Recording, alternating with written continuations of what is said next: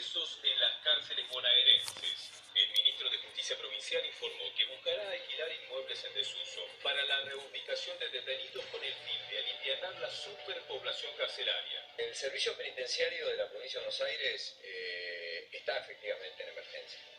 Y no se puede resolver esta problemática sino en por lo menos 10 años. El sistema penitenciario bonaerense cuenta hoy con casi 40.000 detenidos, distribuidos en 55 cárceles de mediana y máxima seguridad. En los últimos años se incrementó la cantidad de reclusos y los penales rebalsaron su capacidad, generando nuevos conflictos intramuros. Tenemos cerca de 9.000 personas en sobrepoblación, más 2.200 que ingresan al sistema por año, con una tasa de recambio de 600, con lo cual cada año quedan 1.600 más. Esta situación lleva a que tengamos que pensar en el largo plazo en la necesidad de mejorar las condiciones de habitabilidad, de tener nuevas cárceles y de mejorar las que tenemos, que algunas son de... Nunca política para los detenidos y... Hace un par de semanas. El 95% de los privados de libertad son hombres y solo el 13% de los detenidos tienen condena confirmada. Según datos oficiales, entre 2009 y 2014 se produjeron más de 700 homicidios en las cárceles bonaerenses. La única pena de alguien que está en las cárceles de la provincia de Buenos Aires tiene que ser la privación de la libertad. No puede sufrir pena sobre su cuerpo. De 2013 a esta parte, unos 1.200 presos escaparon de alcaldías y cárceles bonaerenses. La situación penitenciaria es crítica. ¿Podrá la gobernadora mejorar la herencia carcelaria? No. Si ellos generan todo eso. Las cárceles de la provincia están entre las peores de América Latina. ¿Quién dice esto? Santiago Cantón, secretario de Derechos Humanos de la provincia de Buenos Aires. Digo, lo dicen fuentes oficiales. Ustedes escuchaban recién a Gustavo Ferrari, ministro de Justicia. Es él quien está dando el grave diagnóstico sobre la situación de las cárceles. Cualquiera de nosotros que haya entrado a una cárcel, Facundo como yo, que hemos entrado a hacer notas, sabemos que no difiere mucho por adentro, solo algunas excepciones. No difiere mucho de vivir en una villa de emergencia. El grado de hacinamiento, de mal olor, de condiciones de salubridad, de Mal olor. Digamos, de transmisión de enfermedades, no difiere mucho de vivir en una villa de emergencia. ¿Y esto qué genera? Es una olla a presión donde la gente salen peor de lo que entraron. No piensen que hay algún grado de rehabilitación, es mínimo el grado de rehabilitación que hay en las cárceles argentinas. Si alguien entra chorro, sale asesino, ¿eh? Atención. No, no. Rodrigo Díaz es secretario general de SUTPLA, Sindicato Unido de Trabajadores Privados. ¿Cómo están las cosas en las cárceles? Sindicato único de Trabajadores Privados de Libertad. Sí, perdón. Te lo digo porque hubo otros sindicatos que están queriendo hacer una puja y le cambió el nombre a Unido. Bueno, primero mando un saludo a CCN Morón, Cuerpo de Cristo, que está trabajando mucho para que esto no suceda, haciendo prevención. Y con respecto a esto, no es un tema nuevo, Rolando. En los años 90 había 11.000 detenidos.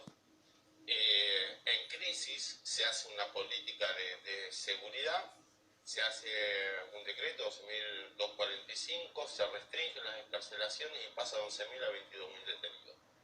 Estos aumentos paulatinos que hay en cada campaña, en cada época, con un... Sí, que responden a la demanda social, digamos, de generar presos. La ley Bloomberg también llenó. La ley Bloomberg llenó de ¿Cuántos presos sí. hay hoy? ¿Cuántos presos hay? Hay 32. Caray.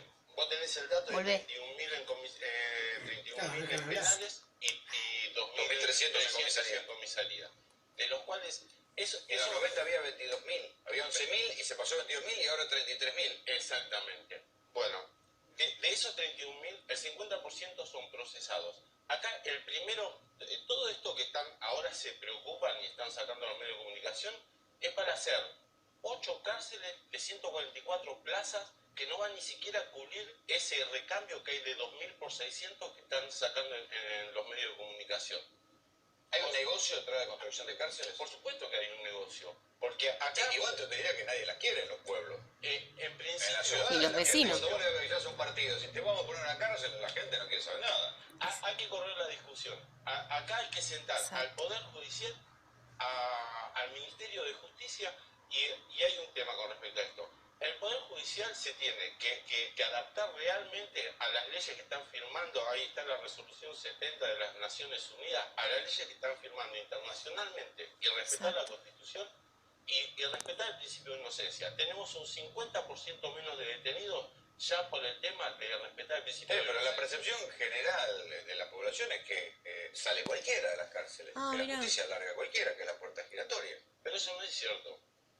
O sea, acá estamos metiendo, tenemos un alto grado de delincuencia social No de grandes bandas. por el tema de el tráfico de estupefacientes y las adicciones que hay en la sociedad. A partir de los 90, que Argentina dejó de ser un país de tránsito para pasarse en un país de consumo, cambió la delincuencia en las cárceles. Ya no era la delincuencia de los 80, que se dedicaban como una profesión al delito. Ya empezó a haber una delincuencia social, que es la que tienen hoy abarrotados en las unidades que sale en la foto denunciada por el Procubín, en la unidad 28 del SPF, a 2 pisos de tribunales, en el subsuelo, tenemos abarrotado de gente consumidora de pasta base, que después, en vez de mandarla a 10.000 pesos por mes de costo a un cedronal, a un centro de rehabilitación, se lo manda a 42.939 pesos de costo por un año en una unidad penitenciaria. 43 lucas más o menos cuesta tener un tipo preso por mes. Exactamente, ámbito federal. Esto está en las páginas públicas del Ministerio de Economía y del Ministerio de Justicia.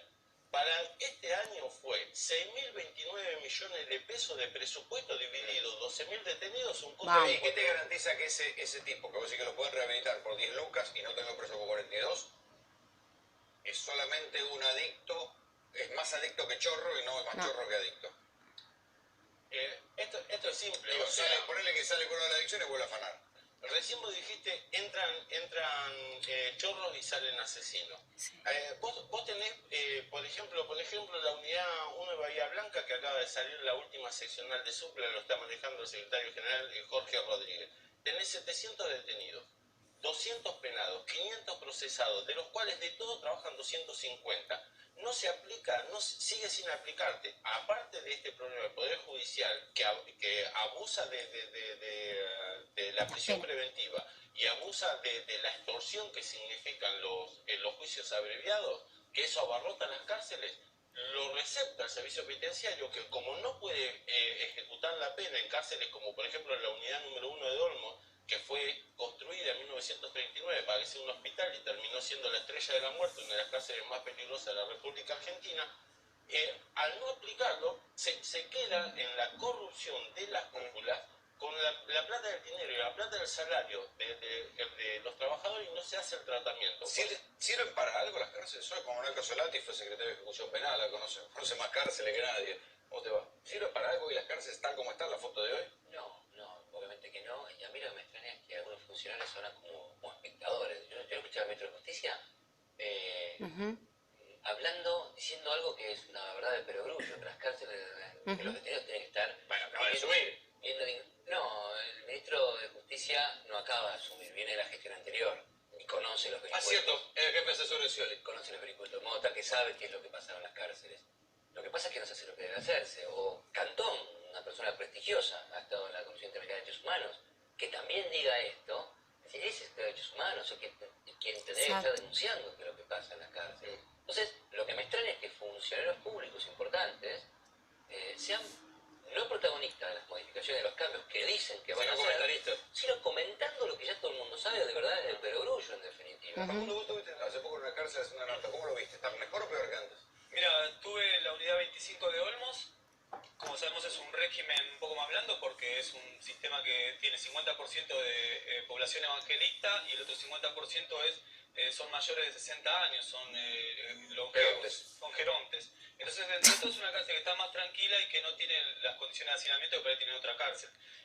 La pregunta que por ahí me surge a mí, después de haber recorrido varias cárceles, es si son todas iguales las cárceles, porque obviamente cuando uno ve la unidad 1 de Olmos, o si Bueno, ¿no había una cárcel que te habían preso con agua contaminada acá en San Martín? En San Martín porque está arriba, está construida sobre el terreno de Seamse. No todas las cárceles son iguales, pero los métodos y los mecanismos, la forma en que se autorregula la violencia y ¿Se autorregula la violencia? Sí. Esto es muy simple. A ver, yo te comentaba, Rolando,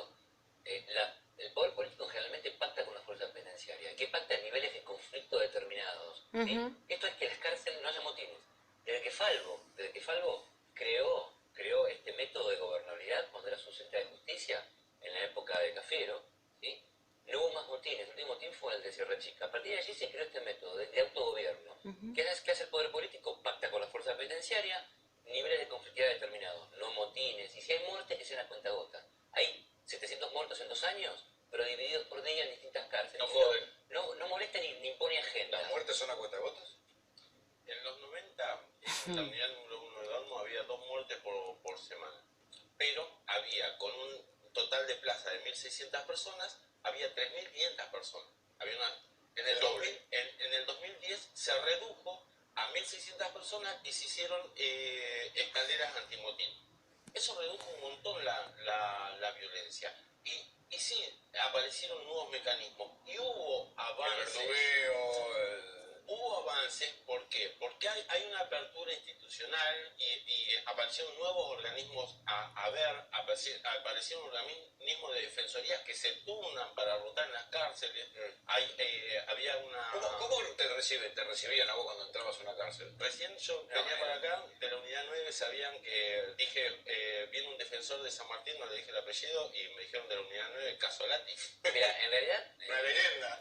Ahora que se retiró, pero es una leyenda. No, ¿sabes qué? No, Si pero bien tengo un buen renuncié al Poder trabajo. Judicial, en realidad estoy trabajando en la conformación de un grupo de liberados y de familiares detenidos, con lo cual sigo teniendo información genuina y verdadera de lo que pasa en las cárceles. Por eso digo que hoy te diría, las cárceles no sirven ahora, pero se está peor hasta, si comparamos hasta un par de años. Y lo que decía en la unidad 25, hay que tener en cuenta que la autodisciplina, el disciplinamiento de algunas de las cárceles se está dando a través de la cuestión religiosa. Claro.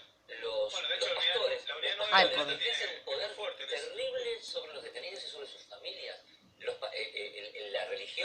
La religión evangélica se está metiendo mucho en las cárceles, está dejando de lado a la católica, porque tienen métodos y mecanismos que van de la mano de este sistema de violencia y corrupción. Pero En ahí- Olmos manejan... Está bien, pero no logran milagros. ¿Bajan Pero los niveles de ahí, Juan, conflictividad o no? No, ahí, bajan Juan, lo que niveles, hay- no, regulan la violencia y regulan las muertes. No bajan los conflictos. Lo que pasa es que los conflictos... Rodrigo, vos mirá. Yo primero quiero decir que la unidad 25 la mayoría de las cárceles que estamos hablando acá, hay que separar la paja del trigo, son de régimen cerrado de máxima seguridad. Ese es un régimen especial donde ya... O sea, eso es como un resort. Sí, es más 25 tranquilo. para Geronte y están prácticamente en un country a lo que es una cárcel, como es la 26 casita. No, pero te preguntaba por la cuestión de la religión. ¿La religión es funcional al sistema del servicio penitenciario? Con respecto a la religión yo recién di un saludo a los apóstoles Ubaldo y María del Carmen Prat de CCN que están haciendo un trabajo preventivo. Que lo que hacen es la palabra de Cristo, pero esto es otra cosa. Esto es un sistema que había dos sistemas cuando yo estuve en los 90 en la unidad número 1 de Olmos. O uno se regía a filo de faca o se regía bajo punta de Biblia. Pero los dos... Filo de Paco, punta de Biblia. Sí, pero los dos eran Tenés un sistemas título con libro, opresivos, porque era religión. Era religión y detrás de la religión hay una conducción humana de dominación que estaba arreglado en el servicio penitenciario, el negociado inclusive de sacarle el 10% de la mercadería que traían de los familiares que salían a los ¿Se cobra el del diezmo? servicio ¿Cobran el penitenciario. diezmo? No, pero hay algo más ¿Los novedoso pastores que- Ay, intramuros cobran el diezmo? Sí, Porque porque sus familias afuera y además reclutan para las iglesias afuera a los familiares. O sea, trabajan no solo en regular la violencia y de mantener y sostener el sistema, porque el servicio penitenciario termina negociando con estos pastores, algunos de ellos, sino que además reclutan feligreses en sus Está bien, pero, capillas. está bien, pero yo he visto, Es un negocio en interesante para cárcel, él. está bien, todo lo que quieras, pero yo he visto en cárceles casos milagrosos de recuperación de asesinos múltiples que se convertían a la religión, dejaban de matar y un día salían. O sea, hacían la rehabilitación que no hacía el servicio penitenciario. yo la te voy a religión. decir dónde está el caso milagroso.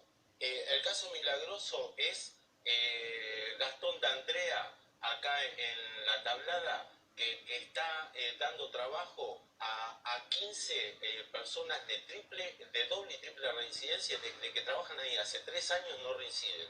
Ese es el milagro. Milagro es Jorge Gutiérrez con el núcleo que en carpintería de Bahía Blanca acumula a la gente y ahora hizo la CGT de Bahía Blanca le hizo una donación de... ¿Qué rehabilita más, la religión o el laburo? El laburo, sin duda. Pero no hay mucho laburo en las cárceles. No, y el laburo que hay, además está amparado por negociados de los propios penitenciarios.